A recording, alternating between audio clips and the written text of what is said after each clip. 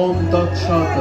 শ্রী শ্রী শনিদেবের পূজা উপলক্ষে খাতা মধুপুর বনপাড়ার সম্মিলিত সকল কমিটি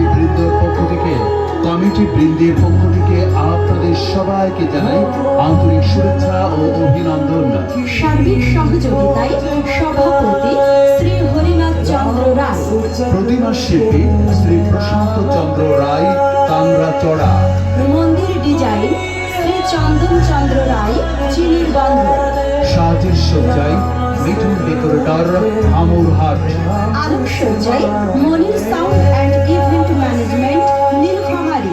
আমাদের এবারের পূজায় বিশেষ আকর্ষণ থাকছে মহালয়া, সীতাহরণ কাহিনী।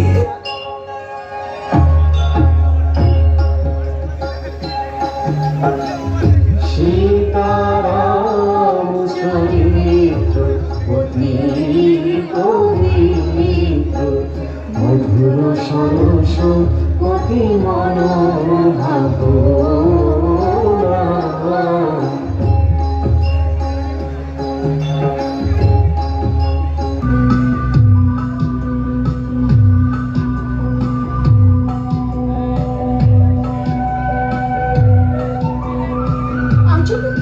আর্যপুত্র, লক্ষণ, লক্ষণ ভাই, এসো, তাড়াতাড়ি এসো। আমি এক অদ্ভুত দৃশ্য দেখেছি। কি দেখেছো সীতা? এক অলৌকিক মৃগ আমাদের আশ্রমের পাশে ঘুরে বেড়াচ্ছে। অলৌকিক মৃগ? হ্যাঁ, কোথায়? ওই যে, তাড়াতাড়ি এসো, এসো স্বামী, এসো, তাড়াতাড়ি এসো। দেখো, দেখো, ওই পৃথিবীর কি অপূর্ব সৃষ্টি! এ এক অদ্ভুত হরিণ।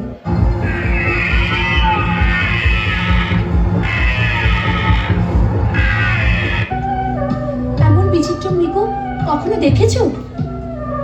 শিং দুটো দেখো, মনে হয় যেন সোনার তৈরি। ওর চর্ম যেন সোনালি। সত্যি অপূর্ব। লক্ষণ দেখেছো? লক্ষণ দেখেছি দাদা। স্বামী, যেভাবেই হোক ওকে ধরে আনো না। যদি মৃগকে জীবিত ধরতে না পারি তাহলে? তাহলে কি? ওর চর্ম কি সুন্দর, আপনার পুজোতে আসনের কাজে আসবে।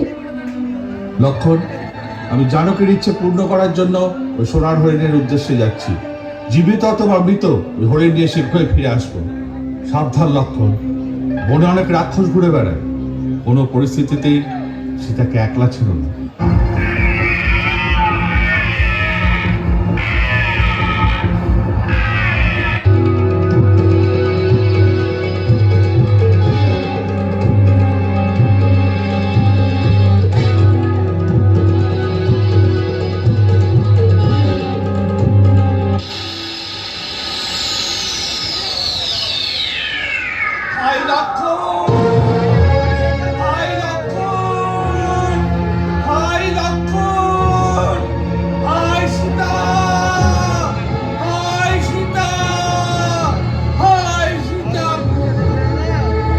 লক্ষণ, লক্ষণ, লক্ষণ, শুনতে পাচ্ছ?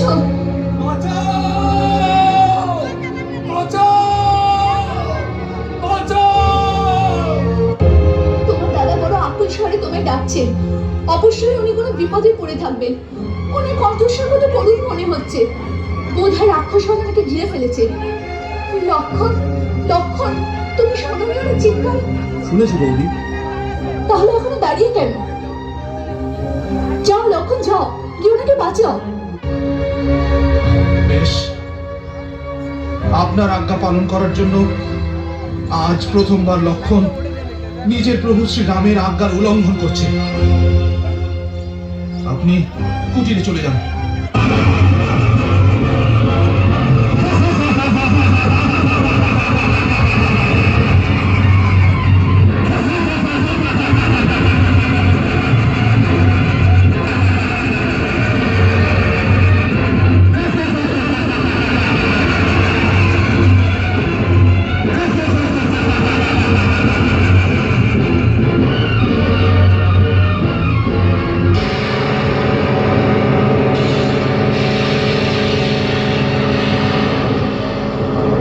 ভিক্ষাং দেহি।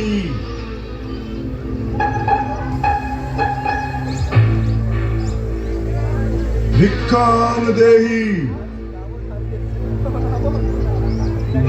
ভিক্ষাং দেহি ভিক্ষাং দেহি। প্রণাম মহর্ষি। কল্যাণ হোক। দেবী, আমি অনেক দূর থেকে এসেছি আর আমি ক্ষুধার্ত। তোমার কুটির দেখে এই আশায় এসেছি যদি কিছু খাবার পাওয়া যায়। অবশ্যই মহর্ষি, আপনি এখানেই থাকুন, আমি আপনার জন্য যথাসম্ভব ভোজন আনছি। দেবী, আমি যাত্রা করে ক্লান্ত, আমার বিশ্রামের প্রয়োজন। ক্ষমা করুন, এই সময় আমার স্বামী কুটিরে নেই, সেই জন্য আপনাকে স্বাগত জানাতে পারছি না। কিন্তু দয়া করে আপনি অপেক্ষা করুন, আমি এখনই ভোজন নিয়ে আসছি।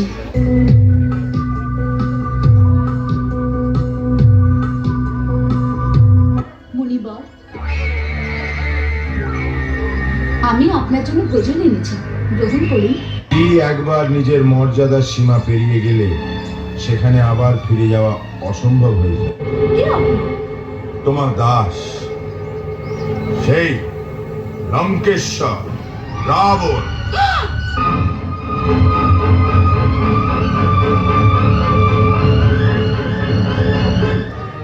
হ্যাঁ, রাবণ, যাকে তোমার কামনা এতটাই আকুল করে তুলেছে যে সে নিজে তোমার দ্বারে ভিক্ষা চাইতে এসেছে। সীতা, আর তোমাকে রাবণের হাত থেকে কেউ বাঁচাতে পারবে না। তাই কোনো কথা না বলে আমার সঙ্গে চলো।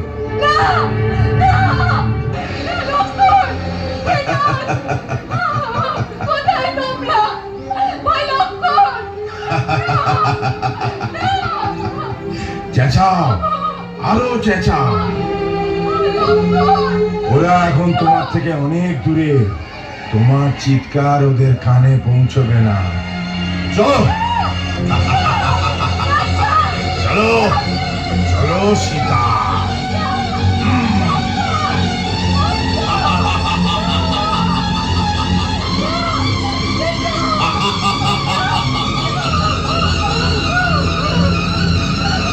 রাবণের হাত থেকে তোমাকে কেউ বাঁচাতে পারবে না সীতা।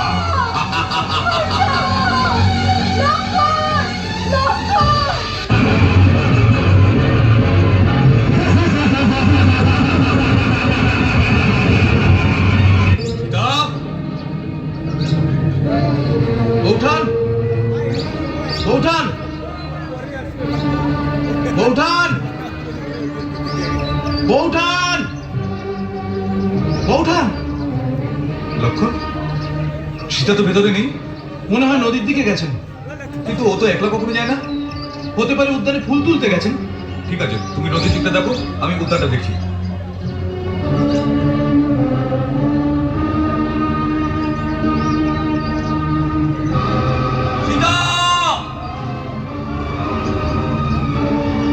বৌঠান, সীতা, বৌঠান, সীতা, বৌঠান। বাঁচাও! হেমন! লক্ষণ! লক্ষণ!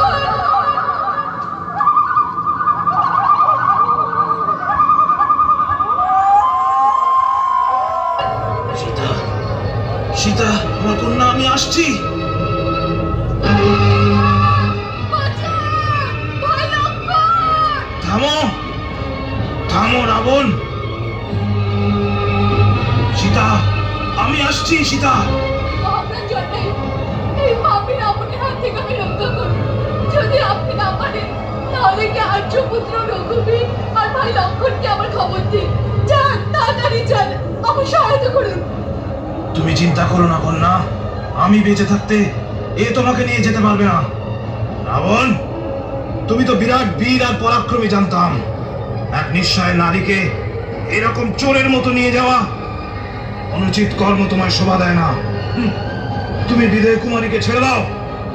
ধর্মপ্রাণ আর পতিব্রতা স্ত্রী, ওকে বলপূর্বক অপহরণ করলে তুমি নিশ্চিতই বিনাশপ্রাপ্ত হবে। বৃদ্ধ জটায়ু, রাবণকে শিক্ষা দিতে এসেছো? যাও, গাছের ডালে বসে আরাম করো। আমায় বাধা দিয়ে আমায় ক্রোধান্বিত করে তুলো না। আমি বুড়ো অবশ্যই, কিন্তু এখনো তোমার মতো অহংকারীর অহংকার ভঙ্গ করতে পারি। সীতা আমার পুত্রবধূর সমান, আমি নিজের প্রাণ দিয়েও তাকে রক্ষা করব। আজ তোমার মৃত্যু আমার হাতে।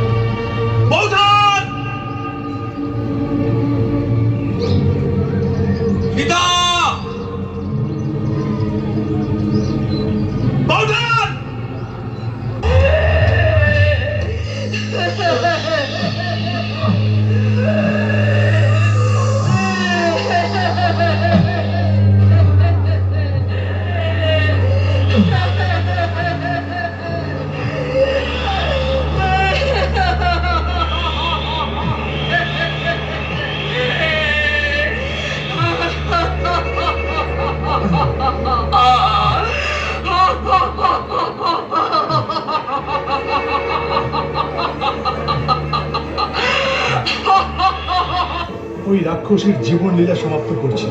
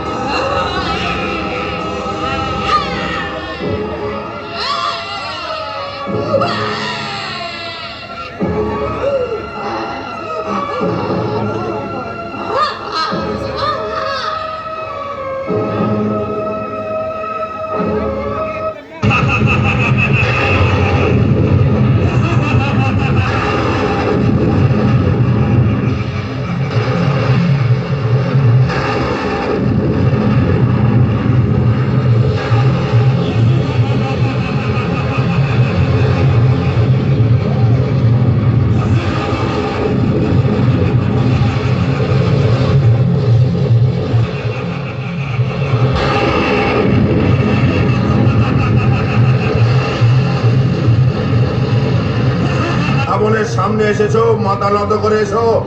পাপিষ্ঠ, তুমি যদি আগে মাথা নত করে আসতে তাহলে তোমার বাঁচার সম্ভাবনা থাকলেও থাকতে পারত, কিন্তু এখন তো তোমার মস্তক ছেদন অনিবার্য হয়ে পড়েছে। আরে তপস্বী, এখনো পর্যন্ত তুমি যে যোদ্ধাদের মেরেছো আমি তাদের সমান নই। আমার নাম রাবণ, ত্রিলোক যার নামে যশগান করে, লোকপাল যার হাতে বন্দি। তুমি খরদূষণ আর বিরাটকে মেরেছো, বেচারি বালিকে লুকিয়ে বধ করেছো, কুম্ভকর্ণ আর মেঘনাথকে মেরেছো। আজ আমি সবার প্রতিশোধ নেব। যদি তুমি রণভূমি থেকে পালিয়ে না যাও তাহলে আজ আমি সবার প্রতিশোধ নেব। এটা ভুলো না যে আজকে রাবণের মোকাবিলা করতে হবে। রাবণে নিচে নিশাচর, অসহায় স্ত্রীর উপর বীরত্ব দেখাও কাপুরুষ। তুমি কেমন করে নিজেকে বীর বলো? ধর্মের মর্যাদা ভঙ্গকারী পাপী, তোমার সমস্ত পাপের দণ্ড আজকে তুমি অবশ্যই পাবে। দণ্ড দেবার অধিকার রাজার আছে, কোন ভিখারির নয়। আগে প্রথম দণ্ড, এই নে তোর দণ্ড।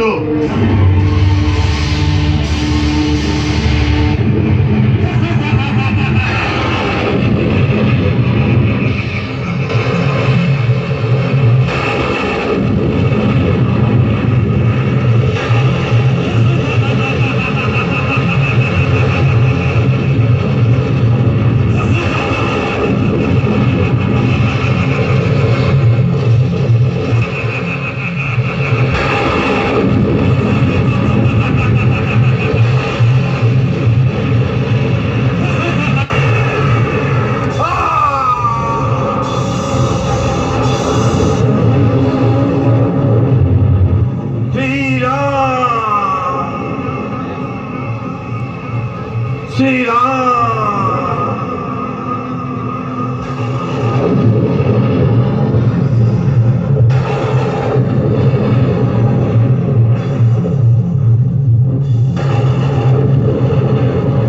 আমাদের এই মহালয়াটি সুন্দরভাবে উপভোগ করার জন্য সবাইকে সাদর আমন্ত্রণ।